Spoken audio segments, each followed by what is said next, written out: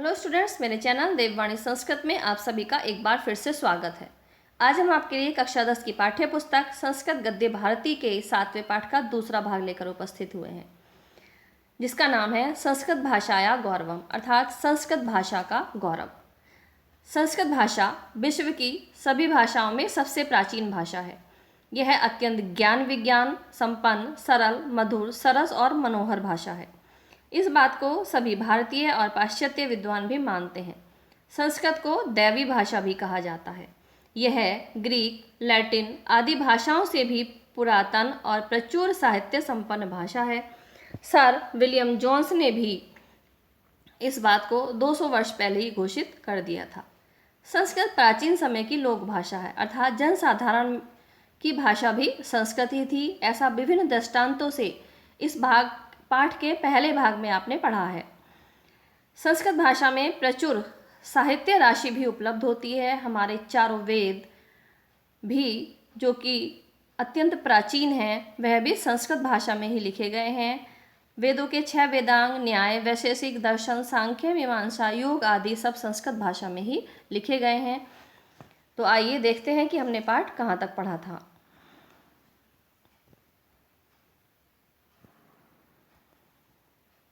पाणिनि के व्याकरण तक का प्रथम भाग में वर्णन किया गया था कि पाणिनि ने विशाल शब्द भंडार को अपनी सूत्र शैली से एक कम शब्दों में व्याकरण का समायोजन कर लिया। आइए आगे पढ़ते हैं। अन्यासु भाषासु वाक्य प्रयोजने प्रथमं कर्तुं प्रयोगः पुनः अन्येषां कारणानां विन्यासः पश्चात् क्रियायाः उक्ति। अन्यासु भाषासु, अन्य भाषाओं में, वाक्य प्रयोजने, वाक्य के प्रयोजन में अर्थात वाक्य को बनाने के लिए प्रथमम सबसे पहले कर्तुः प्रयोग है, कर्ता का प्रयोग किया जाता है। पुनः फिर से अन्येषा दूसरे कारकाणाम विन्यास है, दूसरे कारकों का यानी कि कर्म कारक या फिर क्रिया का विन्यास किया जाता है, क्रिया रखी जाती है। पश्चात क्रियाया उक्ति, इसके बाद क्रिया रखी जाती है। ये दूसरी भाषाओं में सबसे पहले कर्ता का प्रयोग होता है, उसके पश्चात कर्म आदि अन्य कारकों का प्रयोग होता है, उसके पश्चात क्रिया रखी जाती है। कस्यचित् भाषायाः क्रिया विशेषाणाम कारकाणाम पश्चात प्रयोग है।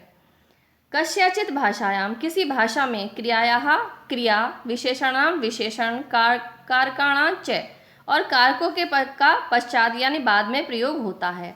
किंतु संस्कृत व्याकरणे न अस्ति, किंतु संस्कृत व्याकरण में न अस्ति, ऐसा कुछ भी नहीं है। एतादृशः के अपि नियमः, किंतु संस्कृत भाषा में ऐसा कोई भी नियम नहीं है कि पहले कर्ता रखा जाएगा, उसके पश्चात अन्य कारक रखे जाएंगे और तत्पश्चात क्रिया रखी जाएगी। संस्कृत भाषा में कर्ता, क्रिया, कर्म कभी कहीं भी रख सकते हैं। यथा, जिस प्रकार से आसीत पुरा दशरथो नाम राजा अयोध्यायाम, आसीत था, ये क्रिया सबसे पहले रखी गई है। पुरा प्राचीन काल में, दशरथो नाम राजा, दशरथ नाम का राजा, अयोध्यायाम अयोध्या में, ये कर्म कारक हो गया, अधिकरण कारक। कि आसीत पुरा दशरथो नाम राजा अयोध्यायाम, अयोध्या में दशरथ नाम के राजा थे। अस्यैव वाक्यस्य विन्यासः एवं भवति, इस वाक्य का विन्यास इस प्रकार है।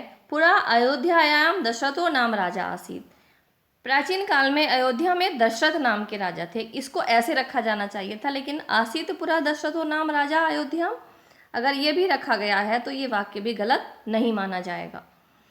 या फिर हम इसको इस तरह से रख सकते हैं, अयोध्या दशरथो नाम राजा पुरा आसीत, अयोध्या में दशरथ नाम का राजा प्राचीन काल में था। इति वा, इस प्रकार भी हम इसको रख सकते हैं। तो 3 तरह के आपके वाक्य हो गए। ये देखिए, पहला ये हो गया, आसीत पुरा दशरथो नाम राजा अयोध्या। दूसरा हो गया, पुरा अयोध्या दशरथो नाम राजा आसीत। और तीसरा हो गया, अयोध्या दशरथो नाम राजा पुरा आसीत। ये देखिए, पहला ये वाला हो गया आपका, और दूसरा ये पुरा अयोध्या हो गया, और फिर तीसरा हो गया अयोध्या दशरथो नाम राजा पुरा आसीत। इति वा, इस प्रकार से। कस्यापि पदस्य कुत्रापि स्थान भवेत् न कापि क्षति, किसी भी पद का कोई भी कुत्रापि स्थान, कोई भी स्थान भवेद हो जाए, न का अपि क्षति, को इससे कोई भी क्षति नहीं होती है, इससे उसके अर्थ पर कोई भी प्रभाव नहीं पड़ता है। संधिनाम विधानेन वाक्यस्य विन्यासे सौकर्यम जायते, संधिनाम यानी संधियों के, विधानेन विधान से, वाक्यस्य विन्यासे, वाक्य की विन्यास में या रचना में, विन्यास कहते हैं रचना में, सौकर्यम सरलता जायते हो जाती है, अर्थात संधियों के विधान से वाक्य की रचना में सरलता हो जाती है। एकस्यां पंक्तौ समासेन बहुना शब्दानां योजना भवितुम शक्या। एकस्यां पंक्तौ, एक ही पंक्ति में, समासेन बहुना समासेन समास के द्वारा, बहुनाम शब्दानाम बहुत से शब्दों की योजना से भवितुम शक्या हो सकती है, कि एक ही पंक्ति में समास के द्वारा बहुत से शब्दों की योजना हो सकती है। जैसे कवि कुलगुरु कालिदास है, ये एक ही शब्द समास के प्रयोग से बना दिया गया है, जबकि पूरा इसका अनुवाद होगा कवियों के कुल के गुरु कालिदास। तो समासों के द्वारा संस्कृत भाषा में एक ही शब्द में पूरी पंक्ति का समावेश हो गया है। एकस्या क्रियायाः विभिन्न अर्थ द्योतनाय 10 लकारा वर्णितः।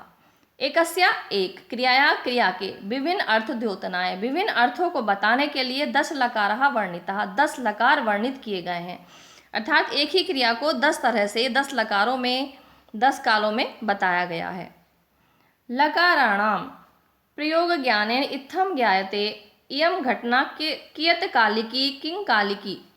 लकाराणाम प्रयोग ज्ञान, अब लकार इनको क्यों कहते हैं, लकार ही इनको कहा जाता है क्योंकि 10 लकारों के जो नाम हैं वो लय वर्ण से शुरू हैं।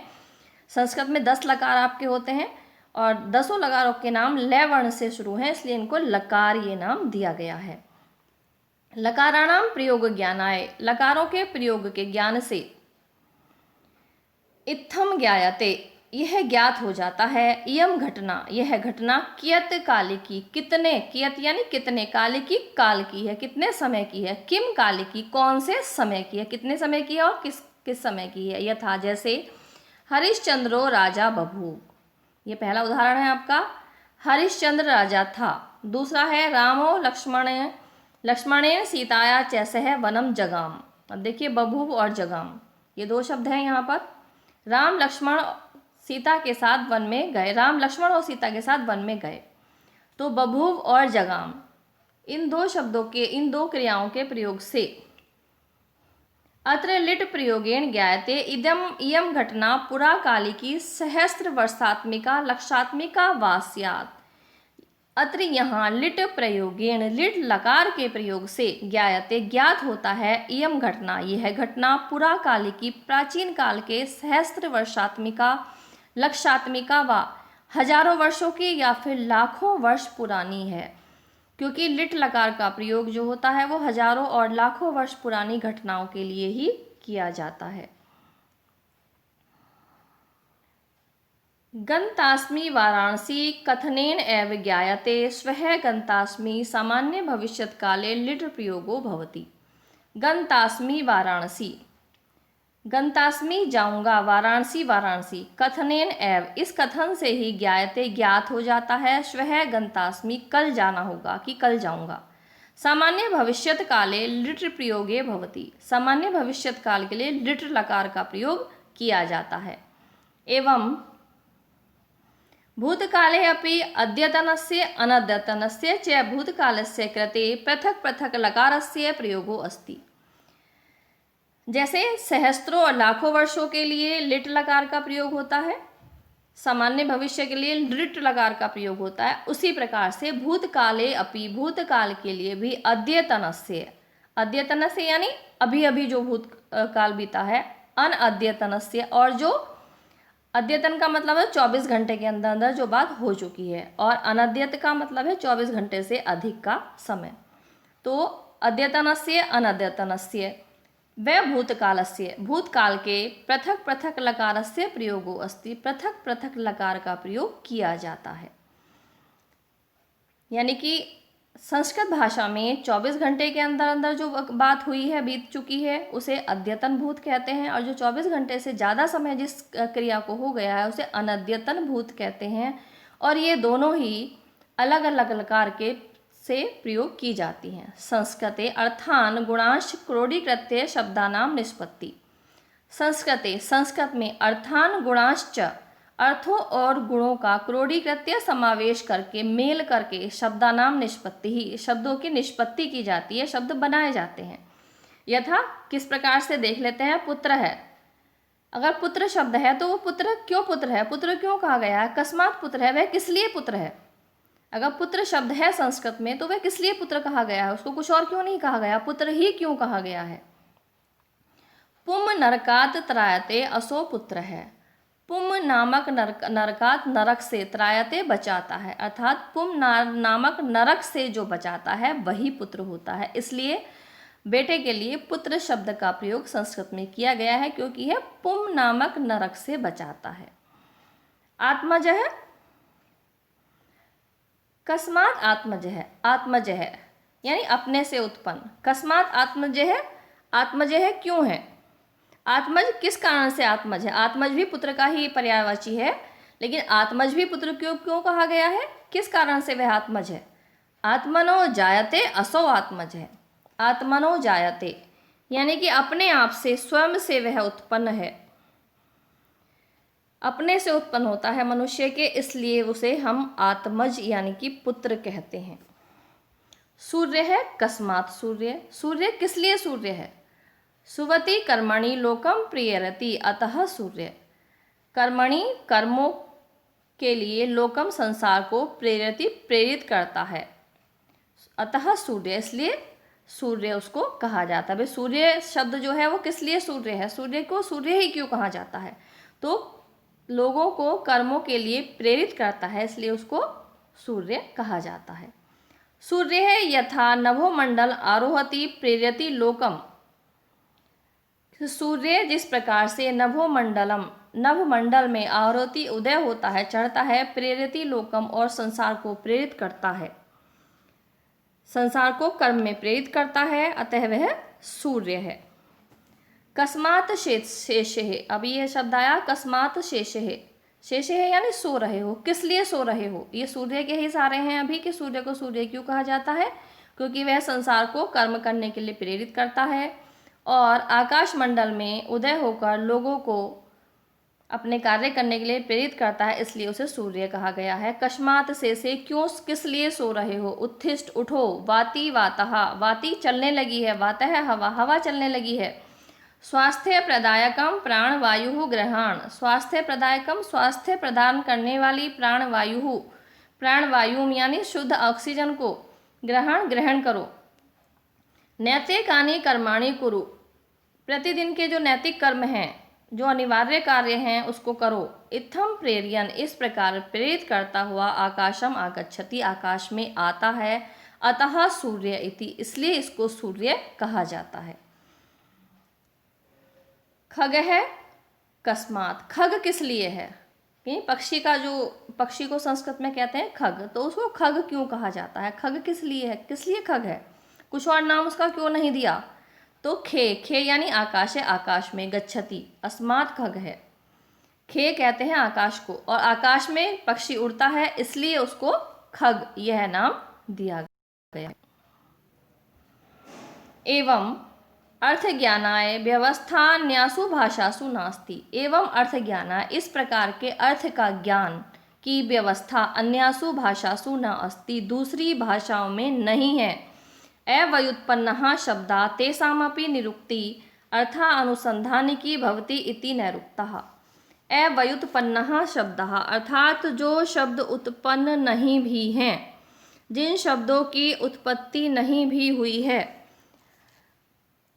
तेषामपि निरुक्ति, उनकी भी जो निरुक्ति है, अर्थ अनुसंधानिकी, अर्थ और अनुसंधान उनका होता है, भवति इति होता है, इति निरुक्तः, इसलिए वह निरुक्त कहे गए हैं। अव्युत्पन्नः शब्दाः तेषामपि निरुक्तः अर्थानुसंधानिकी भवति इति निरुक्तः, यानी कि अव्युत्पन्ना शब्दा, जो शब्द उत्पत्ति से रहित हैं अर्थात जिनकी कोई भी उत्पत्ति नहीं है, उनकी भी अर्थानुसंधानिकी भवति है, उनके अर्थ की, उनकी भी खोज अर्थ से ही होती है, इस प्रकार निरुक्त में कहा गया है।